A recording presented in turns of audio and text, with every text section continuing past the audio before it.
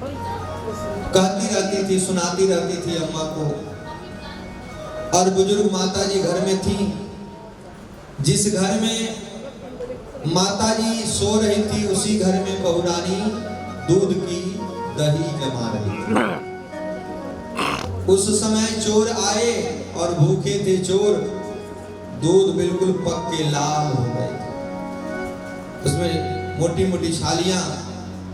अब वो दूध सारा पी गए चोर। अब पी गए तब तक बहू रानी जी आ गई। तो 5 चोर थे। अब उन्होंने कहा भैया हम तो पकड़े जाएंगे, इसलिए कहीं अपने आप को पहले छुपाओ। 4 तो नीचे छुप गए, चारपाई के नीचे इधर उधर कोने खाने में। बहू रानी आई और देखती हैं कि भैया सारा दूध, ये तो भगोना पतीला खाली है, यहाँ कोई है ही नहीं। दूध पिया किसने? अरे बुढ़िया तूने ही सारा दूध पी ली। अम्मा कहने लगी कि हमने नहीं पिया भैया, हमें लांछन मत लगाओ, हमने नहीं लिया। नहीं तुम नहीं पिया, झूठ बोल रही है तुम। आज तुझसे रहा नहीं गया, हमारे बच्चे कैसे रहेंगे, सारा दूध तो तू पी ली। अम्मा तो परेशान होकर कहने लगी कि हे भगवान, 5 चोर में 4 तो नीचे छुपे थे, एक ऊपर छुप गया था जाके। अम्मा ने कहा कि अगर हमने ऐसा किया है तो ऊपर वाले जाने। अगर हमने दूध पिया है तो कोई कौन देख रहा है, मैं कह रहा हूँ तुम मानती नहीं है तो इसलिए ऊपर वाले जाने। उसने कहा ये तो मुझे ही बता रही है, 4 को तो छोड़ दे रही है। ऊपर जो छुपा था उसने कहा अरे अम्मा ऊपर वाले क्यों जाने, नीचे वाले भी तो जाने। वो 4 नीचे उनके बारे में तो कुछ कह ही नहीं रही है। अब भैया वो चारों और ऊपर वाला पकड़ लिए गए। भगवान पे आपके भरोसा है, आप भगवान का नाम लोगे तो हर संकट से आपको बचाते हैं। हर मुश्किल में सुंदर सुंदर राह सरल दिखाते हैं और अपने गोदी में बिठा करके भगवान आपको लेके जाते हैं, कंधों पे चढ़ाते हैं। आप अपने भगवान पे भरोसा तो करो। और आज उन्होंने व्यास जी ने सुंदर भागवत की रचना कर दी। सुखदेव जी महाराज कहते हैं कि हे राजा परीक्षित, इसके बाद सूत जी महाराज कहते हैं शौनक आदि ऋषियों, महाभारत का अंत हुआ। चांदनी रात, विजय की रात्रि। आज भगवान कृष्ण ने कहा कि पांडवों, कितने दिनों के बाद तो विजय की प्राप्ति हुई है, इस समय चैन से सोने की जरूरत नहीं है। मेरे साथ चलो, हम अन्यत्र सैर करने चलते हैं। और इधर भीम ने अपने गदाओं से मार मार के दुर्योधन के जाम को तोड़ दिया था। दुर्योधन मानो एकांत में किनारे तड़प रहा था, गदा घुमा के अपनी रक्षा कर रहा था। उसी समय उसका मित्र द्रोणाचार्य का पुत्र अश्वत्थामा आया। मित्र, मैं तेरा मित्र अश्वत्थामा आ गया, जो कहोगे उस समय तेरी इच्छा को पूर्ण करूंगा। दुर्योधन ने कहा मित्र अब आया जब मेरे 99 भाई मारे गए, अब क्या करेगा तू, जो तू कह दे वही मैं कर दूंगा। दुर्योधन ने कहा अगर 5 पांडवों को जान से मार के ये सूचना मुझे सुना दो तो खुशी खुशी मेरी मृत्यु हो जाएगी, मुझे थोड़ा भी अफसोस नहीं होगा कि मेरे 99 भाई और मैं मारा गया। जिस राज्य के लिए ऐसा ऐसा हुआ। अश्वत्थामा ने कहा कि अभी करता हूँ इस काम को, क्योंकि अमर है अश्वत्थामा। भगवान को पता था कि अश्वत्थामा आज आएगा, कितना भी कोई बलवान हो लेकिन सोते हुए मुद्रा में उस पर प्रहार कर दे तो उसका बल काम नहीं करता है। सोना और मरना बराबर होता है। भगवान ने सोचा कि पांडवों को मार करके ले जाएगा, सोते हुए पांडवों को, इसलिए इन्हें लेकर के अन्यत्र चलो। और आज शिविर में द्रौपदी थी, 5 पुत्र सो रहे थे, सेम पांडव जैसे इनके फेस है, चेहरा है। आया और उसने धृष्टद्युम्न को भी मारा। सोते हुए द्रौपदी के मानो 5 पुत्रों का भी सर कलम कर दिया। बहुत रोती चिल्लाती हैं और चला गया। मित्र मित्र मैंने तेरा काम कर दिया।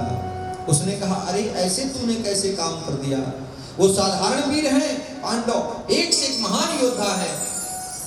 बाद में पता लगा कि वो तो उनके पुत्र हैं। उस समय मानो दुर्योधन को भी अफसोस हुआ और उसका प्राणांत हो गया। क्यों? अरे तूने तो मेरा खानदान ही समाप्त कर दिया। मेरी दुश्मनी, मेरा बैर पांडवों से था, न कि इन बच्चों से था। ये बच्चे अगर जीवित होते तो चाचा ताऊ के नाम से भी तर्पण करते हैं, फूफा के नाम से, मौसा के नाम से, बुआ के नाम से। हाँ, और अब मुझे तर्पण कौन करेगा, तिलांजलि कौन देगा? तूने तो मेरे खानदान को ही समाप्त कर दिया, ये तूने बहुत बड़ा गलत किया। इधर द्रौपदी सिसकती है, चिल्लाती है, रोती है कि मेरे छोटे छोटे बच्चों को मार दिया। भगवान को लगा कि अब तो ये कार्य हो गया, पांचों पांडवों को लेकर के आए हैं। देखते हैं अर्जुन, द्रौपदी रो रही है, क्या कारण है? ऐसी ऐसी बात है। तुरंत उन्होंने कहा कि मैं जा रहा हूं द्रोणाचार्य के पुत्र अश्वत्थामा को, उसको ले आऊंगा, उसी से के रक्त से तुम स्नान करना।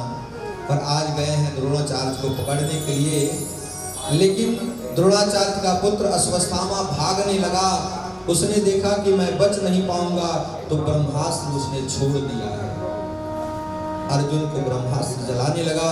अर्जुन ने कहा प्रभु बचाओ बचाओ। भगवान ने कहा ये ब्रह्मास्त्र है, इसका समाधान ब्रह्मास्त्र से ही हो सकता है। देखो अश्वत्थामा ब्रह्मास्त्र छोड़ना जानता है, लेकिन वापस करना नहीं जानता है। तुम दोनों विद्या जानते हो, उसी के पिता से तुम पारंगत हुए हो, इसलिए तुम ब्रह्मास्त्र को छोड़ दो। और आज अर्जुन ने ब्रह्मास्त्र को छोड़ दिया, ब्रह्मास्त्र शांत हो गया। अर्जुन ने अश्वत्थामा को पकड़ लिया, द्रौपदी के सामने लेके आए, मारने को तैयार हो गए। द्रौपदी ने मना कर दिया।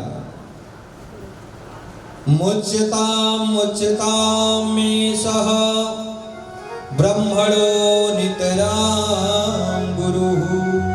मेरे बच्चे तो मुझे छोड़ के चले गए, अगर आप इसे मार दोगे तो इसकी माँ तड़प तड़प के मर जाएगी, कृपी पिता तो इसके है नहीं।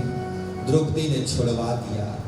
कौन है द्रौपदी? दया की भंडार है, दया रूपस्थ द्रौपदी। लेकिन भगवान कृष्ण ने कहा नहीं, अपराधी को छोड़ना न चाहिए, कुछ न कुछ दंड देना चाहिए। भीम ने भी भगवान कृष्ण के वचनों का अनुमोदन कर दिया। और आज अर्जुन भगवान के सह को जान करके क्या किए? उसके बाल कटवा लिए, धन छीन लिया। और भैया देखो, ब्राह्मणों को यही मरने के समान है, स्थान से धक्का देके निकाल दिया।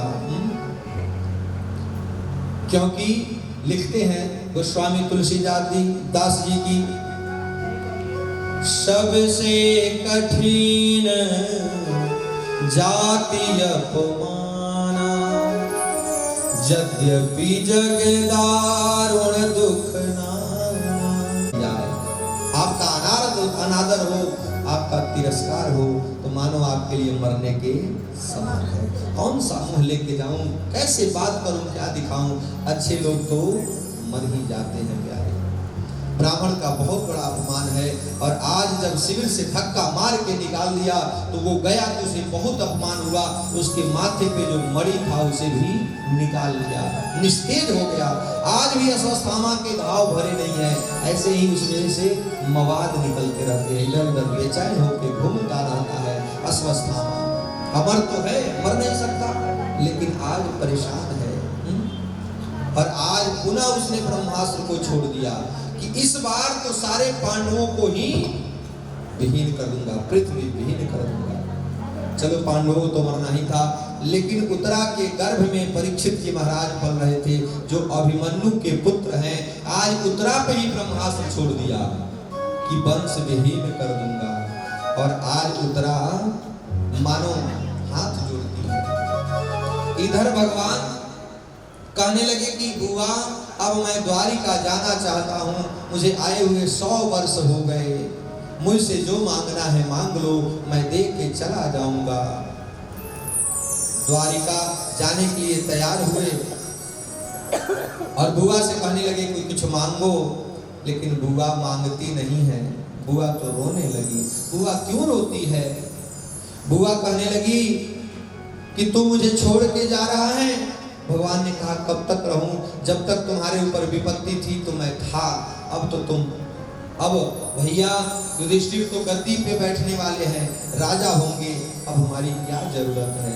इधर गद्दी पे बैठने को युधिष्ठिर महाराज तैयार नहीं है।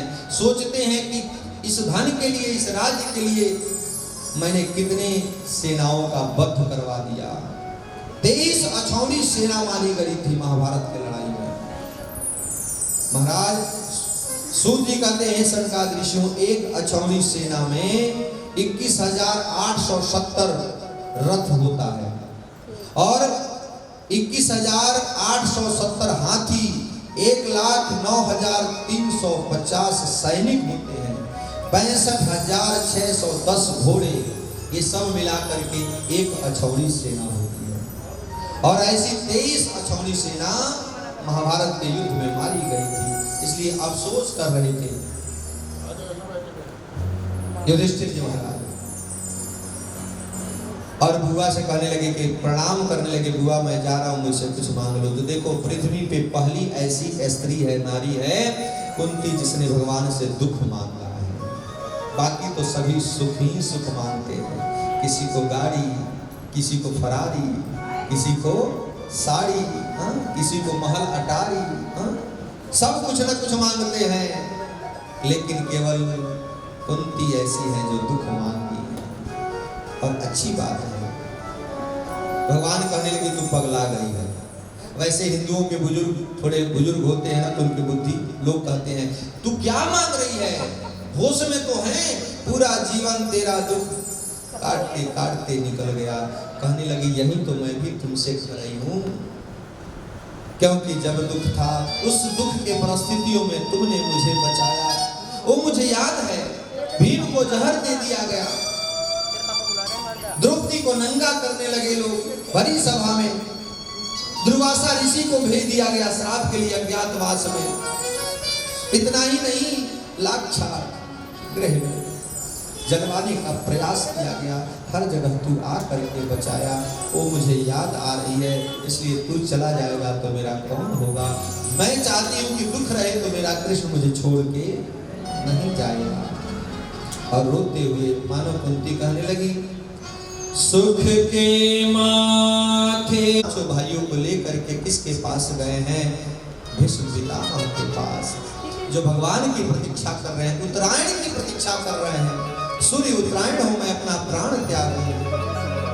पर आज भीष्म पितामह गोविंद को देखे हैं तो प्रणाम किए। द्रौपदी कहती है पितामह आप तो इतने बलशाली थे, आपने सब कुछ आप चाहते तो ऐसा कुछ नहीं होता, लेकिन आपने कुछ कहा ही नहीं। पितामह कहने लगे बेटा गलती मेरी ही है, क्योंकि अन्न वही मनः, जैसा खाओगे अन्न वैसा ही होगा मन। चोर की मन खाओगे अनाज तो मन यूं ही चोरी जैसा बन जाएगा। एक बार एक राजा के राज दरबार में एक पंडित जी रोज जाते थे, आरती पूजा करते थे, पुनः घर वापस आ जाते थे। लेकिन एक दिन गए तो रानी का 9 लखा हार टंगा हुआ था, उसे चुराए और लेके अपने घर चले गए। 2 दिन के बाद याद आती है कि ये हार मेरा तो है नहीं, तो रानी का हार है, ये मैंने क्या किया, क्यों लेके आया, और ले जा करके राजा को समर्पित कर दिए। राजन ये हार, आज के 7वें दिन वो तक्षक उसे मार डालेगा। ध्यान लगा करके देखा, समित जी ने कहा बेटा तूने बड़ा गलत कर दिया, गलती नहीं है। वो मुकुट जो धारण किए थे उसी में उसका वास था, उसने मौका पाते ही डंक मार दिया। दुश्मन मौके की तलाश करते हैं, कैसे मौका मिले मैं अपना वार करूं। जाओ बेटा उन्हें सूचना भिजवा दो। और आज जैसे राज दरबार में आते हैं, मुकुट निकाल के रखते हैं, याद आ गई कि आज मैंने एक ब्राह्मण का, ऋषि का अपमान किया है, इसका परिणाम मुझे मिलना चाहिए, इसका फल मिलना चाहिए। उसी समय गौरमुख नामक एक शिष्य आया, उसने राजा परीक्षित से कहा कि आपको श्राप लगा है, आज के 7वें दिन वो तक्षक आपको डस लेगा। उन्होंने कहा बहुत अच्छा हुआ, मेरे कर्मों का फल मुझे तत्क्षण मिल गया। और उन्होंने थोड़ा भी रोए नहीं, अफसोस नहीं किए, हम आप होते तो कितने रोते, क्या करूं क्या न करूं। उन्होंने जन्मेजय को राज दिया और सारा छोड़ करके कहाँ चले गए, सुक्रताल में। धन्य धन्य बट वृक्ष छाया घनी विशाल, धन्य गंगा का किनारा, धन्य तीर्थ सुखताल। और वहीं चले गए गंगा जी के किनारे।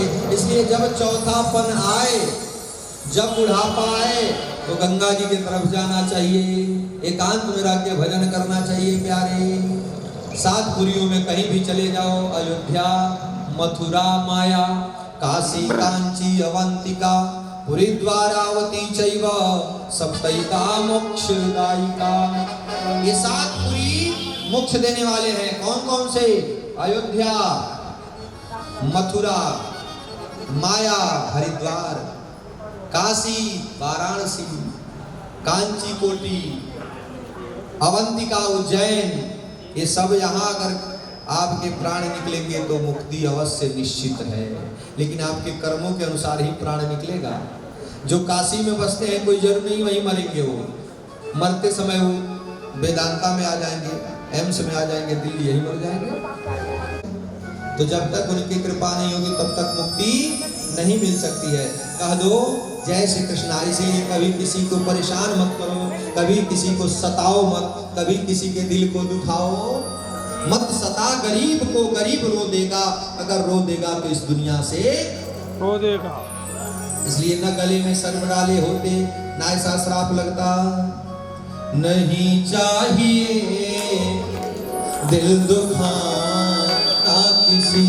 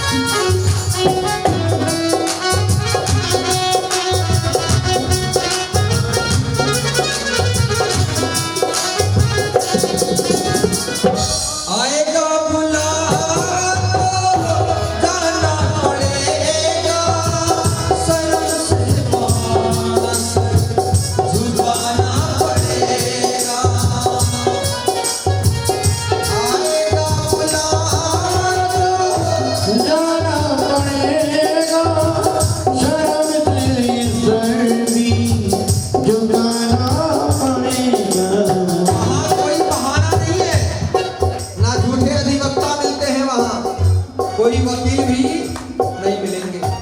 वहाँ ना चलना है, वहाँ ना चलेगा, वहाँ ना किसी का नहीं चाहिए दिल दुखाना किसी का, नहीं चाहिए दिल दुखाना किसी का।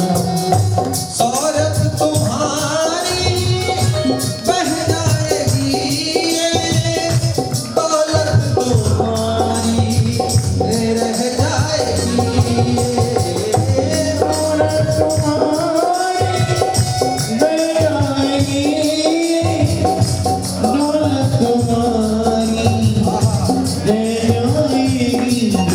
प्यारे, क्या कमी थी सिकंदर को? उसके हौसले तो वाली थे। जब जाने का वक्त आया तो दोनों हाथ क्यों इतराते हो सौरभ पे, इस दौलत पे? तुम्हारा नहीं है, ये परमात्मा का दिया हुआ गिफ्ट है तुम्हारे लिए। छोड़ करके चले जाओ, कुछ नहीं लेके जाओ। ओ साथ नहीं जाता, साथ ना गया है, न जाना किसी का नहीं चाहिए दिल का।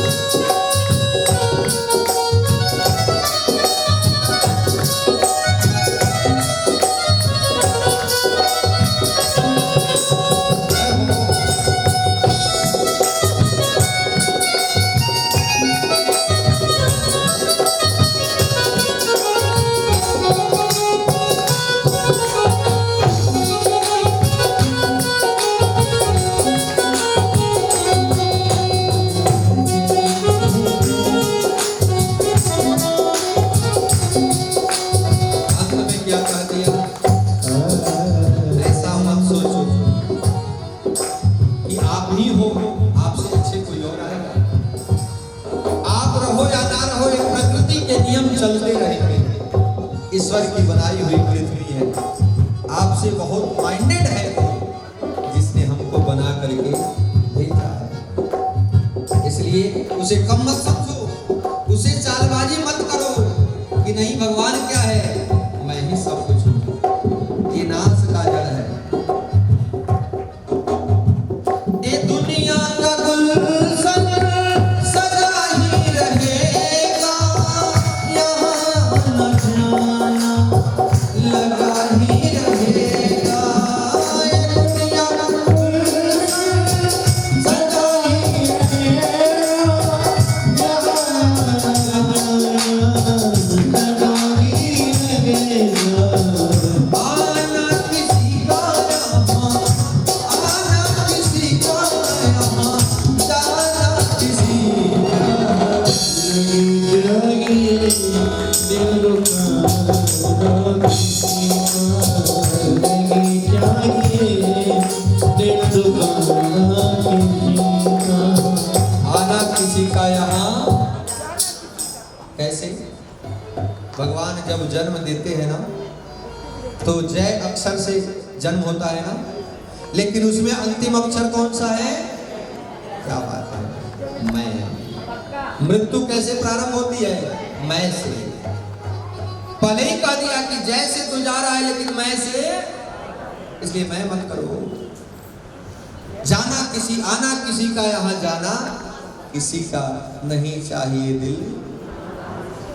लेकिन इसे तो और लोग आनंद मानते हैं। आज तो मैंने बहुत बड़ा अच्छा काम किया, उसको रुला दिया, उसको दुखा दिया। नहीं प्यारे, ऐसा मत करो।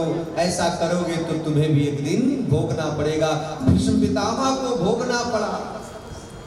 भगवान श्री कृष्ण ये पूछने लगे कि माना कि मेरी इच्छा मृत्यु है, लेकिन किसकी इच्छा होती है कि बाणों के सैया पे सो के मरे?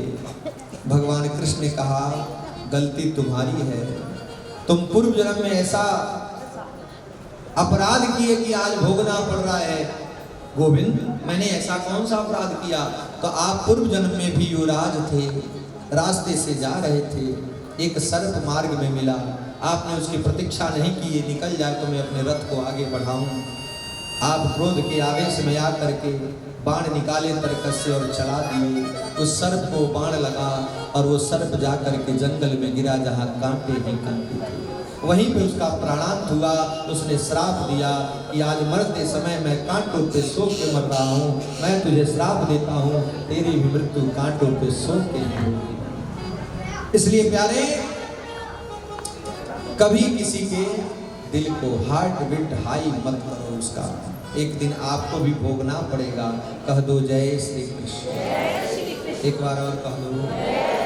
कथा सुनने का फल यही तो है। लेकिन कथा सुन के जाओ और खूब लोगों को सताओ, ऐसा नहीं। 4 दिन की जिंदगी है, प्रेम से जियो। मुझ में ओम, तुझ में ओम, सब में ओम समाया। सबसे कर लो प्यार, जगत में कोई नहीं पराया। और इंसान से नफरत करते हो, यही भगवान की मूर्ति है, इसी में भगवान है। जिस इंसान से नफरत करते हो, एक इंसान को खुश नहीं कर पाए तो भगवान को कैसे खुश करोगे? बताओ, वो तो बहुत विशाल शक्ति है। इंसान से नफरत करते हो, भगवान को तुम क्या पाओगे? इंसान को तुम अपना न सके, भगवान को क्या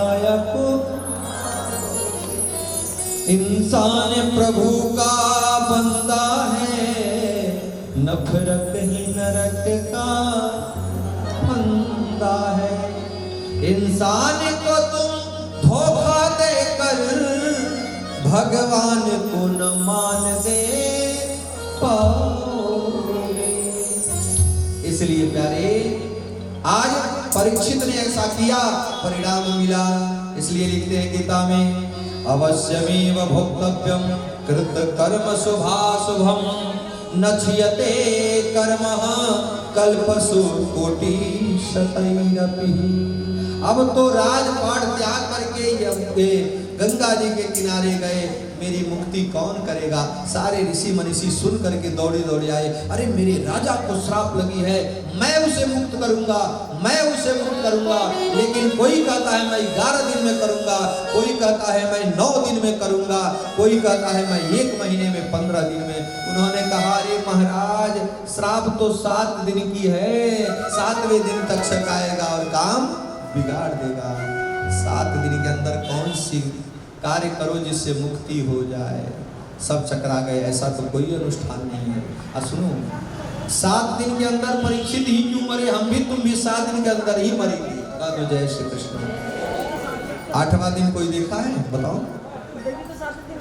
नहीं, 7 डेज, केवल वही रवि से लेकर के शनिवार तक, फिर वही रवि आएगा वहीं से। 7 दिन के आड़ लेकर के परीक्षित ने इतना बड़ा कार्य किया, कथा सुन लिया, लेकिन हम 7 दिन तो सोचते हैं 7000 वर्ष जिएंगे। अजी अभी भजन करने का टाइम है। यहाँ तो 50 वर्ष होने के बाद भी लोग नहीं करते हैं, जबकि हमारे यहाँ की काउंटिंग सीधे कहती है अब छोड़ दो घर को, अब वन में जाओ। 51, 52, 53, 54 केवल कह रहा है वन वन वन वन, जाओ वन में, घर छोड़ो वन। 59 तक वन कहेंगे, 58 तक वन कहेंगे जाओ, नहीं तो कहेंगे 59, थोड़ा सा 60 आ गया। और जैसे 60 आएगा तो पूरा 60 आ गया, 60 वर्ष का हो गया, 60 आ गया। हाँ, इसलिए काउंटिंग सीधे कहती है कि अब वन में जाओ। नहीं, वन में जाओगे तो घर में रहो, लेकिन वन जैसे बन जाओ। कोई कुछ भी करे, तुम उस चक्कर में मत पड़ो। तुम तो अपना भजन गाओ, 2 रोटी मिले से खाओ, और जैसा करना है उसे कर ले दो। उसके चक्कर में रहोगे तो जीवन भर धक्का खाओगे, परेशान हो जाओगे। छोड़ो उन पे, जैसा करते हैं। बेटा, मेरा कर्तव्य था, मैंने बचपन से तुझे बड़ा कर दिया, अब तू संभाल, ये सर का कुंडी पकड़, चाबी बहू को थमा दो। लेकिन नहीं, जब तक जीवित रहेंगे वो पल्ले में बांध करके कितने लोग उसको रखते हैं, इधर उधर छोड़ते भी नहीं। अरे प्यारे, जाओगे तो कुछ जाता, सब यहीं रह जाता है। एक महाराज तो गिन्नियां उठा के खा लिए कि मैं जाऊंगा तो लेके जाऊंगा।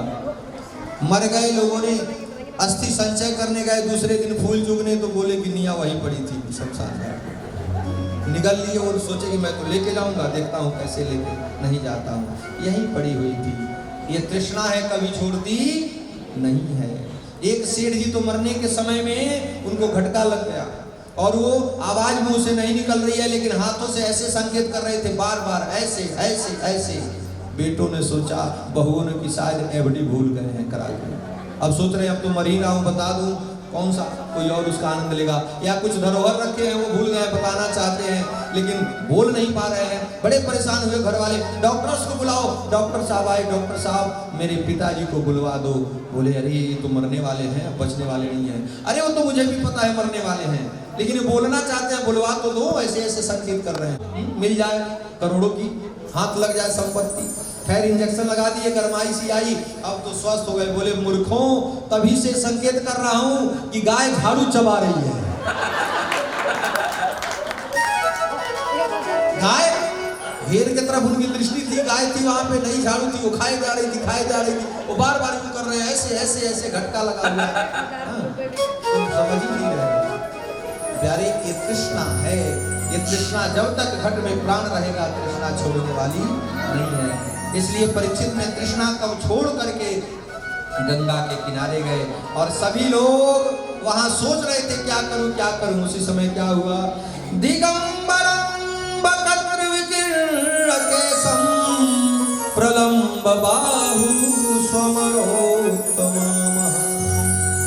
लंबी लंबी भुजाओं वाले, सूर्य के कांति जैसे बड़े बड़े बाल वाले नंग धड़ंग सुखदेव जी महाराज 16 वर्ष की आयु में वहीं पधारते हैं। सुखदेव जी को देख करके सारे ऋषि मनीषी आसन छोड़ के खड़े हो गए। उम्र में तो छोटे हैं लेकिन ज्ञान में बड़े हैं। पूजा ज्ञान की होती है, ना कि उम्र की। आहा, अब तो परीक्षित की मुक्ति निश्चित है। जहां सुखदेव जी आ गए और ये सुखदेव जी की गाय के दूध निकाले, गोदोहन के समय तक किसी गृहस्थ के यहाँ रुकते थे, वो आज 7 दिन रुक गए, इसका मतलब इनका उद्धार हो गया। कह दो जय श्री कृष्ण। और सुनो, बिना सुखदेव जी के कथा सुनाए परीक्षित की मुक्ति होती भी नहीं, कोई और सुनाता तो मुक्ति होती ही नहीं। जानते हो क्यों? क्योंकि श्राप कैसे लगा है? सर्प के डसने से इनकी मृत्यु होगी। करोगे तो अंत में राम कहाँ याद आएंगे? अंत में तो काम याद आएगा। जैसे झाड़ू याद आ गई वो, ऐसे ही जहां मन लगाओगे वहीं लग जाएगा। और अंत में कह दिया क्या? बहुत अच्छा सूत्र है, इसे ध्यान रखना। जितासनो जित श्वासो जित संगो जितेन्द्रियः अस्थूल भगवतो रूपे मन संधार ईदृशाम्। हे राजन, सबसे पहले आसन को जीतो। जो शत्रुओं का नाश करना चाहता है, शंकर जी की पूजा करे, अलग अलग कामनाओं से अलग अलग देवताओं की पूजा करे। और भैया, जिसे संतान की प्राप्ति हो, पितरों की पूजा करे। और जिसे सब कुछ चाहिए वो नारायण की पूजा करे, भगवान कृष्ण की पूजा बताने लगे। और आज मानो सिर रख दिया किसके चरणों में? परीक्षित जी ने सुखदेव जी के चरणों में। और एकादशी की कथा भी आपको सुना देंगे, माता जी परेशान हैं, सभी सुन लेंगे आज की। कौन कौन एकादशी का व्रत रखता है? जरा हाथ उठाओ। अच्छा, काफ़ी सारे लोग इधर वाले रखते हैं, इधर वालों के ऊपर छींटा लगने वाला है, ये भी शुरू कर देंगे इस साल की कार्तिक के महीना से। एकादशी करना चाहिए भैया, व्रतों का राजा है भैया। जरा आया है, उद्धार आपके हाथों में है। कभी भी कोई दिक्कत हो, गुरु के शरण में चले जाओ। आया हूँ तेरे दरबार, गुरु जी मेरी पूजा करो, प्रभु जी मेरी पूजा करो। कौन कौन चाहता है मेरी पूजा स्वीकार हो? तो बजाओ मीठी मीठी ताली।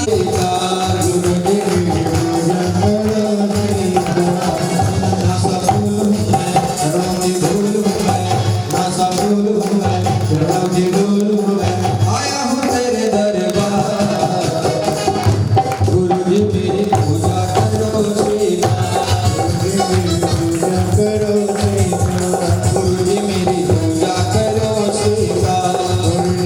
मेरी पूजा करो, नन्हा सा फूल हूँ मैं, चरणों के फूल हूँ मैं, नन्हा सा फूल हूँ मैं, चरणों के फूल हूँ मैं। आया हूँ तेरे दरबार, गुरु जी मेरी, प्रभु जी मेरी पूजा करो, गुरु जी मेरी पूजा करो। श्री राधे।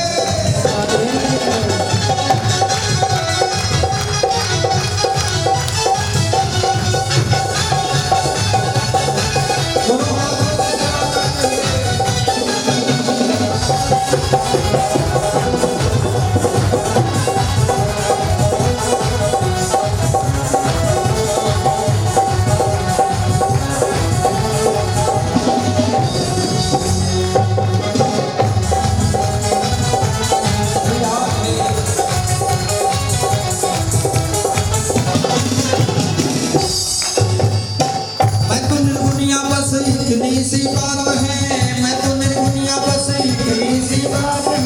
मेरे जीवन की डोरी अब तेरे हाथ है, मेरे जीवन की डोरी तेरे हाथ है, मेरे जीवन की डोरी अब तेरे हाथ है, मेरे जीवन की डोरी अब तेरे हाथ है।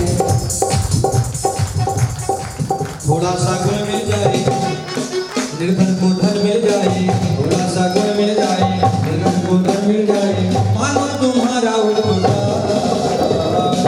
गुरु जी मेरी पूजा करो, गुरु जी मेरी पूजा करो।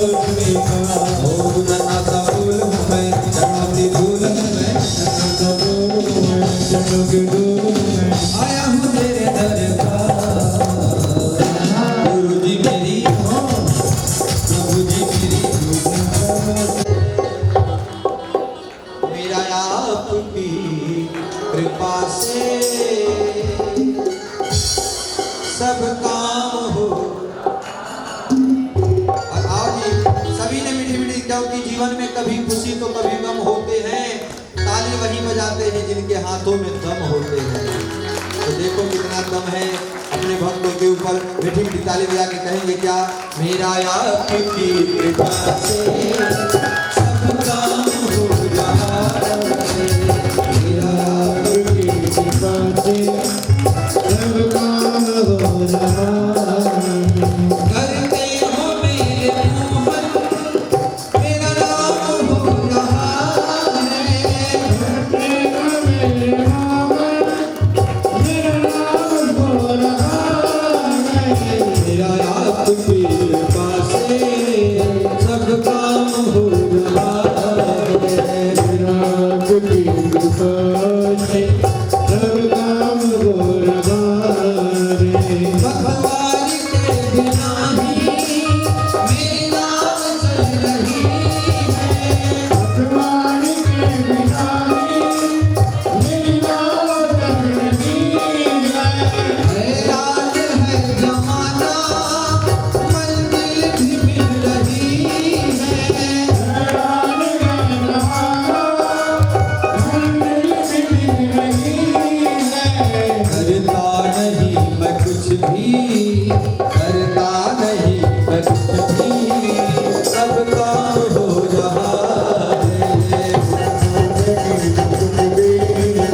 हर काम हो रहा है, मेरा आपकी कृपा से सब काम हो रहा है, मेरा आपकी कृपा से सब काम हो रहा है, मेरा आपकी कृपा से सब काम हो रहा है, मेरा आपकी कृपा से सब काम हो रहा है।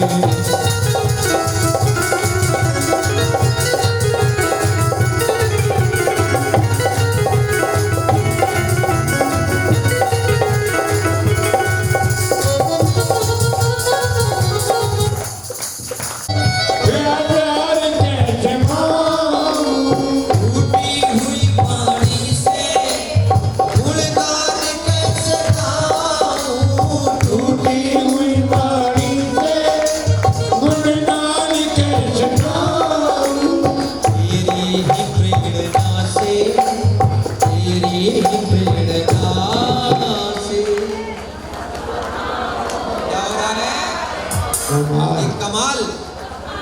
मेरा मन ने कहा, मैंने उसमें जोड़ दिया क्या, तेरी ही प्रेरणा से सुबह शाम हो रहा है, तेरी ही प्रेरणा से सुबह शाम हो रहा है, करते हो मेरे मोहन मेरा नाम हो रहा है, करते हो मेरे मोहन मेरा नाम हो रहा है, आपकी कृपा से सब काम हो रहा है, आपकी कृपा से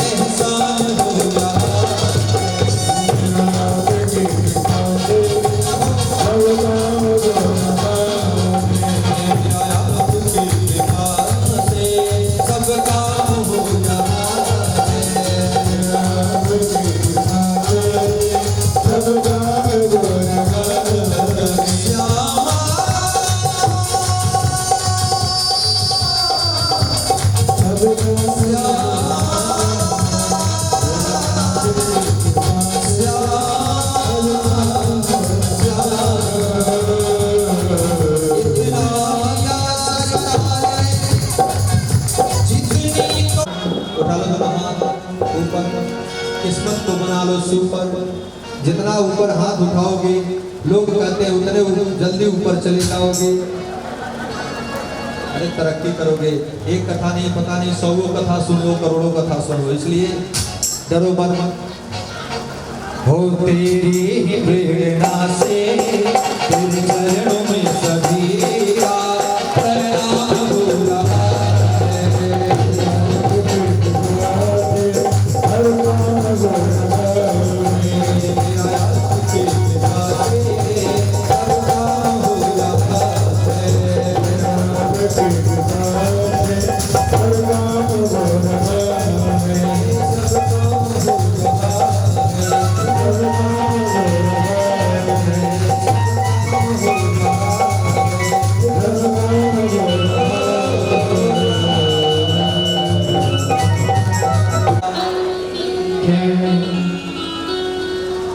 देखिए हमारे शर्मा जी, अनिल जी रोज कथा का आनंद लेते हैं, आज भी आए हैं।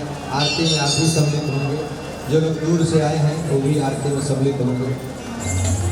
तेरी मूर्ति उतारूं मैं फिर भर, तेरी आरती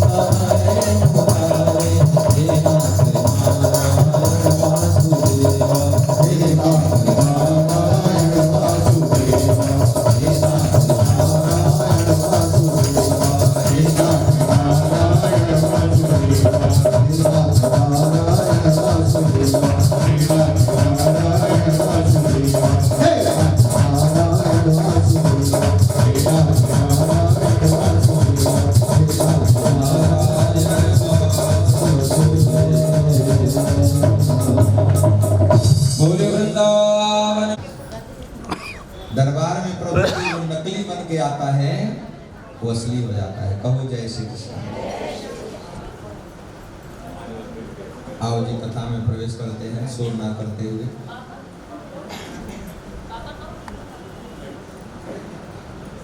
एक बार कह दो राधे राधे।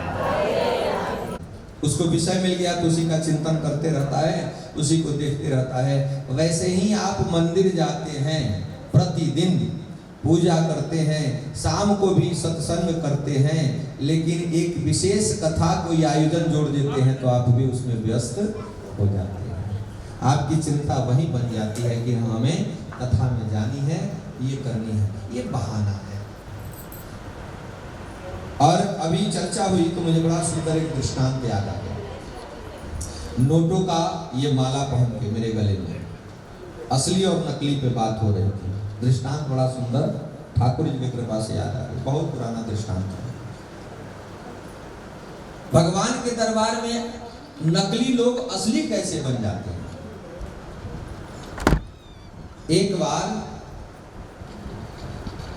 आज शोर नहीं करना है, वैसे भी हमारा कीबोर्ड वाला नहीं है, उसकी दादा या पिताजी की तबीयत खराब है, थोड़ा लेटा है, पैरालिसिस हो गया है, कह दो जय श्री कृष्ण। और भगवान के मंदिर में जितने भी पूजन के पात्र थे वो सब सुवर्ण के थे, सोने के थे। आज भी लोग लगते हैं जिसके पास सामर्थ्य है वो सोने का, चांदी का रखता है, कोई पीतल का, कोई तांबे का, कोई स्टील का। लेकिन उन्होंने सुवर्ण के सारे पात्र सोने के बना रखे थे। संगमरमर तो दूर, डायमंड भी जड़वा रखा था उन्होंने। और संत ब्राह्मणों की बड़ी सेवा करते थे, बहुत मानते थे। चाहे कोई भी संत आ गया दरवाजे से खाली नहीं जाता, जो मांगता वही लेकर के जाता। अब एक बार जो चोर थे उनके मन में ऐसी कल्पना जगी कि काश हम भी चंद संत का चोला पहन के राजा भोज के यहाँ चले जाएं, तो हम इस चोले के अंतर्गत सारा सामान लूट लेंगे, राजा को भी चूना लगा देंगे। और भैया चार चोर तो राजा भोज तो नतमस्तक हो गए। सादय हुआ मेरा जो आप लोगों का आगमन हुआ। चोरों ने सोचा कि मामला तो पट गया, हम तो चोर हैं मन ही मन, ये केवल बाना संतों का है, अब तो हम अपना काम कर लेंगे। लेकिन घर पे कोई आता है, कोई ब्राह्मण, कोई संत, तो राजा भोज खूब चरण सेवा करते हैं, पत्नी भी करती हैं, दोनों लोग चरण सेवा करने लगे। और मानो अर्धरात्रि की बेला हो गई। चोरों ने सोचा कि रात तो ऐसे ही बिता देगा सेवा करते करते, फिर हम डकैती कब डालेंगे। उनका ध्यान तो वहां है।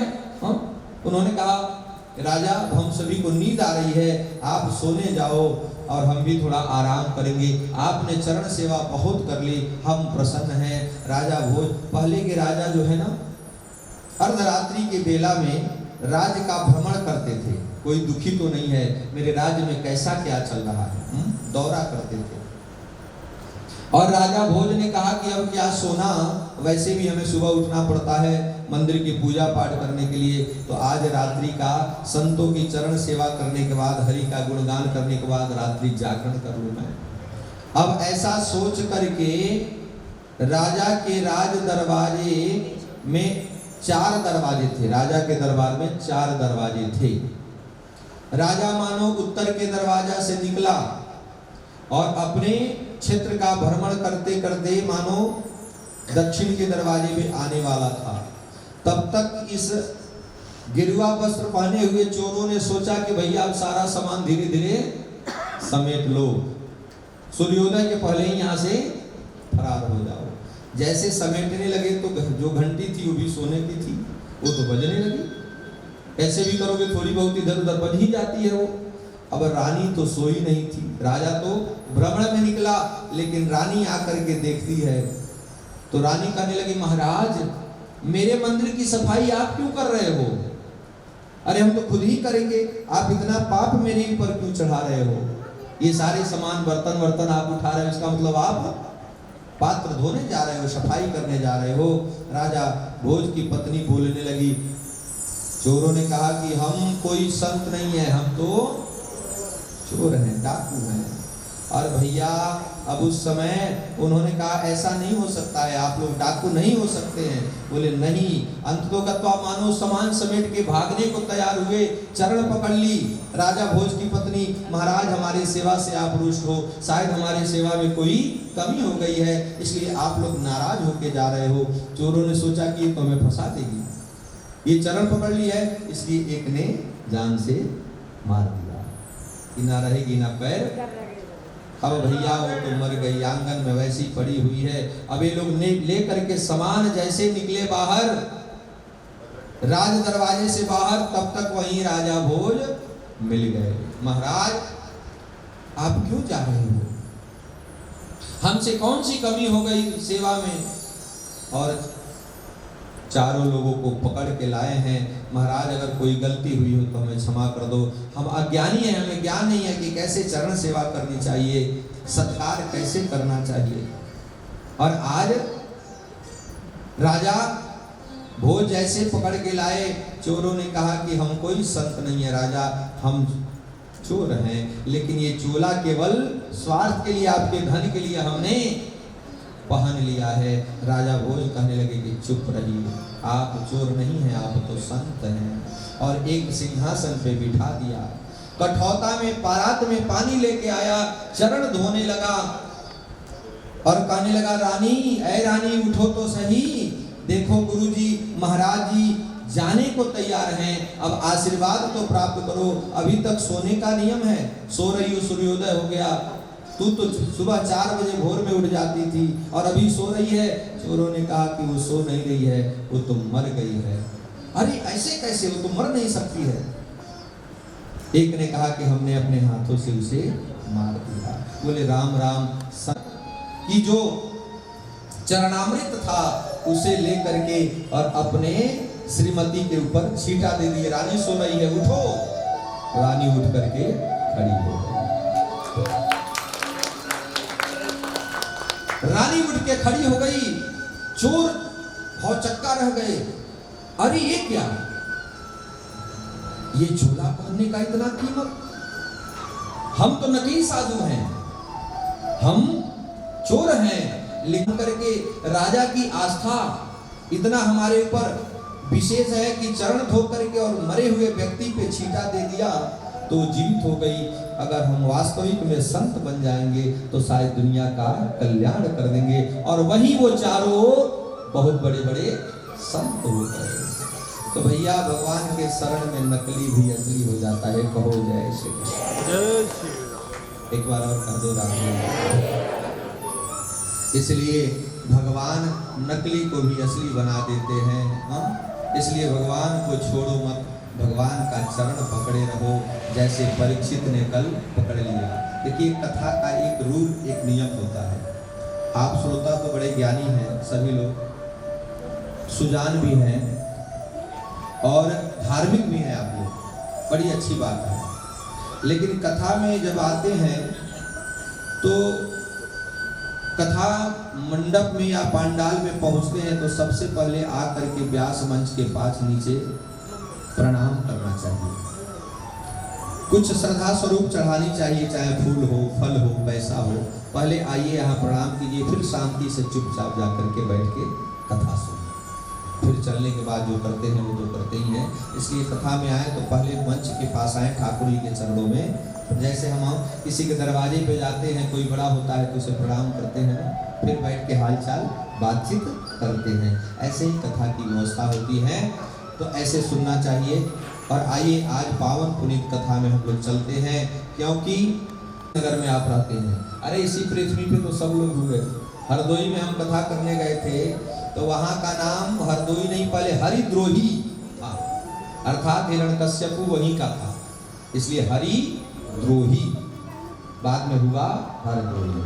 ऐसे ही रावण के पिता नवेदा के विश्रक के थे, विश्रवा, वो विश्रक अब भी है, यहीं के विश्रवा थे, नाम चेंज हो गया धीरे धीरे सब है। तो शुक्रताल में सुखताल में बैठे हुए हैं और आज अति उत्तम सुखदेव जी महाराज पावन पुनीत गुणगान सुनाए जा रहे हैं। न भूख लगती है न प्यास लगती है, अब तो तेरे बिना ये जिंदगी मेरे कन्हैया उदास लगती है। तू आकर के बचाएगा तो मैं बच जाऊंगा, तू आकर के बचाएगा तो मैं बच जाऊंगा, अगर तू नहीं आएगा तो मैं मर जाऊंगा, अगर तू नहीं आएगा तो मैं मर जाऊंगा। बिंदु जी ने लिखा कि अब सौंप दिया इस जीवन का, सब भार तुम्हारे हाथों में है, जीत तुम्हारे हाथों में तो है हार तुम्हारे। लेकिन हम लोग जो काम बनता है वो हमने किया और जो बिगड़ जाता है वो प्रभु ने किया, यही मारे जाते हैं। हाँ?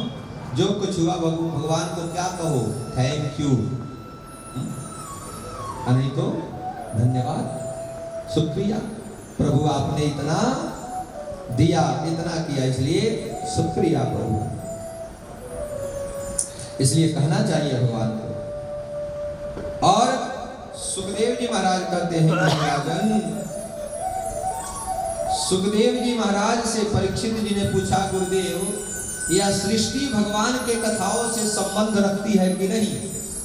उन्होंने कहा ऐसा कोई वस्तु नहीं है जो भगवान से संबंध न रखता हो। दुनिया में जो कुछ दिखाई दे रहा है वो सब ईश्वरमय है। इसको किसने सिद्ध किया? पाद संत गोस्वामी तुलसीदास जी महाराज ने। क्या? सिया राम मैं सब जग जानी, करहूं प्रणाम जोरी जुग पानी। सब में भगवान है, हम में, आप में, उस जीव में, वो जंतु में, सब में भगवान है। लेकिन कुत्ते में भी है, गधा में भी है, सांप में भी है। आप कहोगे महाराज जी फिर डंडा से मारे ना हम सांप को, कुत्ते को थाली में खिलाएं हम, उसमें भगवान है? तो बिल्कुल है भगवान। लेकिन कब है? जब आपके आंखों पे ईश्वर का चश्मा चढ़ जाएगा, तब है। अन्यथा मनुष्य का चश्मा है तो वो कुत्ता दिखाई देगा, और उनका चश्मा चढ़ जाएगा तो वो, जैसे एक साइंटिस्ट को वो चीज दिखाई देता है जो हम आपको नहीं दिखाई देगा, उसे दिखाई देता है ना, उसने ही तो सब बना रखा है, क्योंकि उसके नजर में वो चश्मा है। ऐसे ही जब वो चश्मा चढ़ता है तो ईश्वर दिखाई देता है। और हे परीक्षित, जैसी जिसकी दृष्टि वैसे उसके सामने सृष्टि की उत्पत्ति होती है। हर समय हर तरीके से भगवान का भजन करना चाहिए। भगवान ने सिर दिया है किस लिए? सिर किस लिए दिया है? शैम्पू लगाने के लिए? यूं कर रही है शैम्पू लगाने के लिए। अच्छा, सिर दिया है झुकने के लिए, हाँ? कान दिया है ईयरफोन लगाने के लिए, कथा सुनने के लिए। हाथ दिया सेवा करने के लिए, पैर दिया, लेकिन दुरुपयोग करोगे तो अगले जन्म में आपको मिलने वाला नहीं है। क्योंकि लोग कहते हैं तूने बहुत, भगवान कहेंगे तूने इस अंग का बड़ा दुरुपयोग किया है, इसलिए अब यह तेरे लायक नहीं है। गद्दी जिसकी है उसे बिठा दो, दुरुपयोग करेगा तो छीन लेती है, सत्ता भी छीन जाती है। इसलिए कहते हैं कि जिनके पास कान है वो भगवान का गुणगान करो। जिन हरि कथा सुना नहीं काना, श्रवण रंभ यही भवन समाना। जो अपने कानों से भगवान की कथाओं को नहीं सुनता है वो कान सांप के बील जैसा है। किसके बील जैसा? अच्छा ये बताओ, बील कौन बनाता है?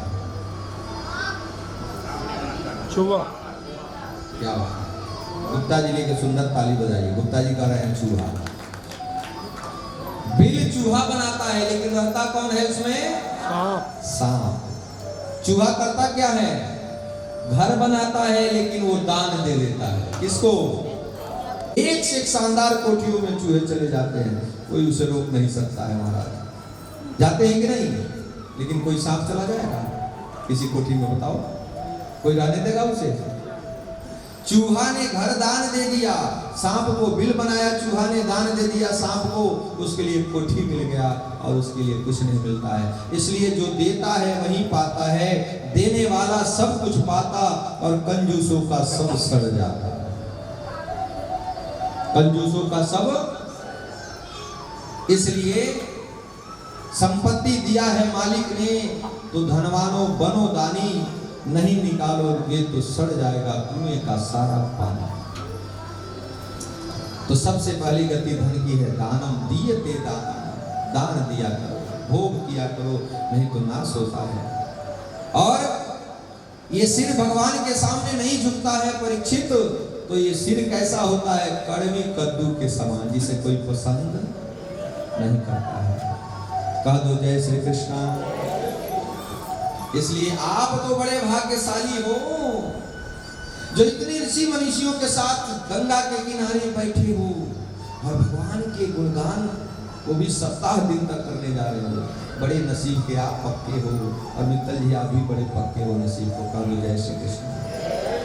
अन्यथा खूब लोगों को बुलाएंगे 25वीं सिल्वर डायमंड पता नहीं कौन कौन सी मनाएंगे, लेकिन कथा में नहीं जाएंगे। लोगों को बुला के रसगुल्ले दावत खूब खिला देंगे, एक से एक डिश लगा देंगे, लेकिन कथा में नहीं जाएंगे। आप बहुत अच्छा काम कर रहे हो। इस गद्दी से बहुत बहुत साधुवाद आपको। भगवान आपके धर्म में तरक्की दें, आपकी भक्ति ऐसी बनाए रखें और आपके पूरे परिवार को चरणों से लगाए रखें। क्योंकि ना अमीर रखना ना गरीब रखना, ऐ मेरे ठाकुर, ना अमीर रखना ना गरीब रखना, रखना तो चरणों के करीब रखना। ना यहाँ रखना ना वहाँ रखना, रखना तो अपना बना के रखना। बस जो होगा देखा जाएगा। और आप लोग भी इनके साथ बड़े भाग्यशाली हो, इन्हीं के बहाने आपको भी गुणगान करने का अवसर मिला है। तो हमारे मित्र जी के लिए ताली तो बनती है। इसलिए कहते हैं क्या, जीवन है तो भगवान के गुणगान गाया करो। और बड़ा सुंदर किसी ने गाया,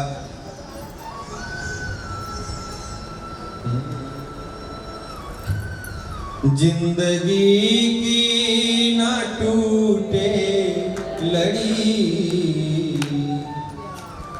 कथा सुन लो हो, कथा सुन लो घड़ी दो घड़ी। मोह माया के बंधन को तोड़ो, मौत हर पल है सर पे खड़ी। कथा सुन लो। कल किसी ने नहीं देखा है, एक भिक्षुक आया पांडवों के यहाँ, युधिष्ठिर ने कहा कि आज नहीं कल दान दूंगा। नगाड़े बजाने लगे, भीम टमाटम टमाटम डक डक डक डक। युधिष्ठिर ने कहा, अरे भीम क्या हो गया तुझे, नगाड़े बजाने का समय है। अरे मैं सोच रहा हूँ भैया आप तो भगवान हो गए, आप कह रहे हो कल देंगे। कल किसी ने देखा है, आज तक कल नहीं आया है। इसलिए सुबह से शीघ्र, इसलिए आओ कहो, जिंदगी की ना टूटे लड़ी, कथा सुन लो घड़ी दो घड़ी। कथा सुन लो घड़ी दो घड़ी। जिंदगी की ना टूटे लड़ी, कथा सुन लो घड़ी दो घड़ी। कथा सुन लो घड़ी दो घड़ी। मोह माया के झंझट को छोड़ो, मोह माया के झंझट को छोड़ो।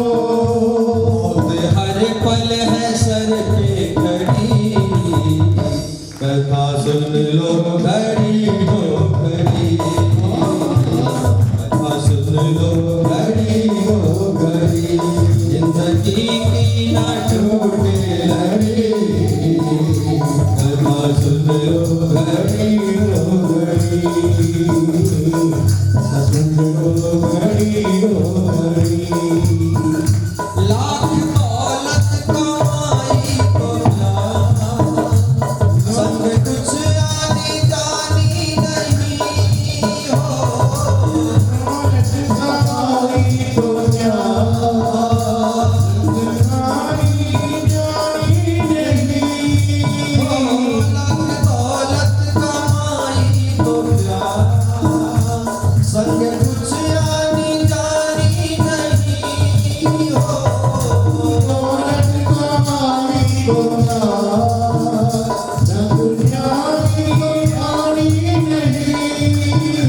जान करके तू अनजान है, जाए तेरी नादानी नहीं। जानते हैं सभी लोग कि लेके जाना, फिर भी मौका मिलते ही चार प्रसाद मिल जाए तो भी थैला मिलेंगे और यहाँ से घिसक जाएंगे। जानते हैं कि लेके कुछ भी नहीं ऐसे प्रसाद लेते हैं कथा में, हम देखते हैं इसको ऐसे करेंगे और यूं बढ़ा। प्रसाद का अर्थ होता है जो गले से नीचे ना उतरे। अगर भर पेट खा लिए तो भोजन हो गया, वो प्रसाद नहीं है। प का मतलब परमात्मा, स का मतलब साक्षात और द का मतलब दर्शन। जो परमात्मा का दर्शन करा दे वो है प्रसाद। पेट भरने वाला नहीं है।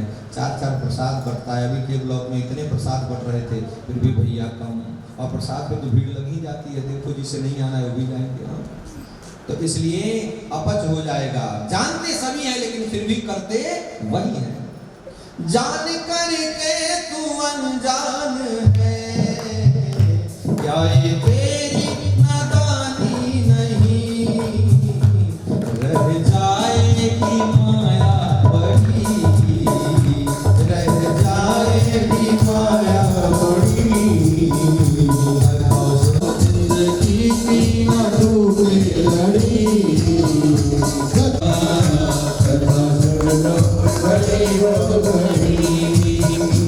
उन पाँव का चलना भी क्या, सत्संग में उठे हो नहीं हो, उन पाँव का चलना भी क्या, सत्संग में उठे